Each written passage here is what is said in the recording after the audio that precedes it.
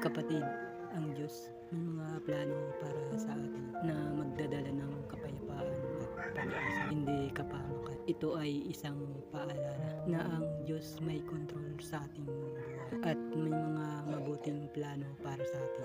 Kahit na hindi natin alam ang mga ito sa ngayon, ang mga salitang mga plano ay nagpapaiwatig na ang Diyos ay may layunin at direksyon para sa ating buhay. At ang mga salitang kapayapaan at hindi kapahamakan ay nagpapaiwatig na ang Diyos ay gustong bigyan tayo ng isang mabuting buhay, hindi isang mahirap na buhay. Kung ikaw ay nakakaranas ng mga problema o mga pagsubok sa buhay, halimbawa kung ikaw ay nag-aaral at nakakaranas ng mga problema sa pag-aaral, o ikaw ay nagtatrabaho at nakakaranas ng mga problema sa trabaho, o ikaw ay gustong magkaroon ng isang matatag na pamilya, o ikaw ay gustong magkaroon ng isang magandang trabaho. Sa mga ganitong sitwasyon, ito ay isang paalala na ang Diyos ay may mga plano para sa iyo na magdadala ng kabutihan at na makamit mo ang mga pangarap mo